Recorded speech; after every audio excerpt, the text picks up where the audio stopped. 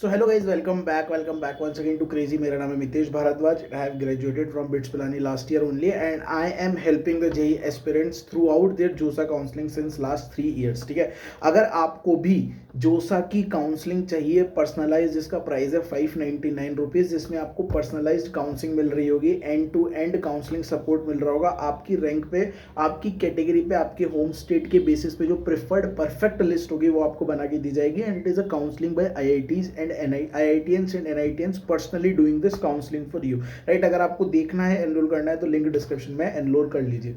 जोसा काउंसलिंग 2025 के रिगार्डिंग एक बहुत ही important urgent update income certificate को लेकर आ रही थी। बहुत सारे बच्चे डाउट पूछ रहे थे कि भैया इनकम सर्टिफिकेट चाहिए नहीं चाहिए, इनकम सर्टिफिकेट कब रिक्वायर्ड होता है, क्यों रिक्वायर्ड होता है, क्या उसका प्रोसीजर होता है, हर एक चीज इस वीडियो के अंदर बताने वाला हूं, तो मेक श्योर वीडियो एंड तक जरूर देखना। जोसा काउंसलिंग 2025 के अंदर इंपॉर्टेंट डॉक्यूमेंट इनकम सर्टिफिकेट नहीं कंसिडर किया जा रहा है, क्योंकि इनकम सर्टिफिकेट आपको फिजिकल रिपोर्टिंग पे नहीं चाहिए होता है। ठीक है, इनकम सर्टिफिकेट का पर्पस क्या होता है? NITs, IITs, IIITs, GFTS, जितने भी जोसा काउंसलिंग के थ्रू अलॉटेड कॉलेजेस हैं, उन कॉलेजेस के अंदर फी वेवियर्स होते हैं ऑन देयर ट्यूशन फीस और ऑन देयर जो भी रिमेनिंग अमाउंट्स होते हैं, जो भी आपके ट्यूशन फीस के अलावा और कंपोनेंट्स होते हैं फीस स्ट्रक्चर में, उनके ऊपर आपको रिइंबर्समेंट होता है, उनके ऊपर आपको कंसेशन होता है based on your category, whether you are general, EWS, OBC, SC, ST, PWD। अगर आप इन कैटेगरी से आते हो तो आपको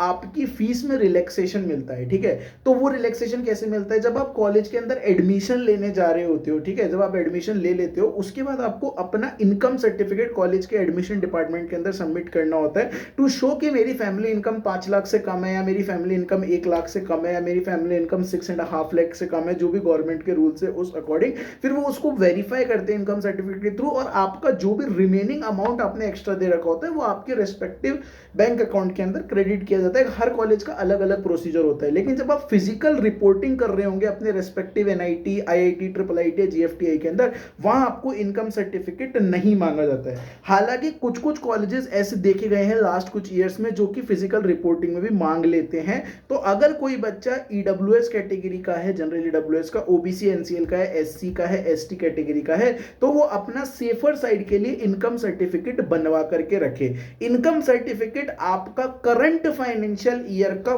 1 अप्रैल के बाद का होना चाहिए। इसका मतलब कि 1 अप्रैल 2025 के बाद का इनकम सर्टिफिकेट ही वैलिड है।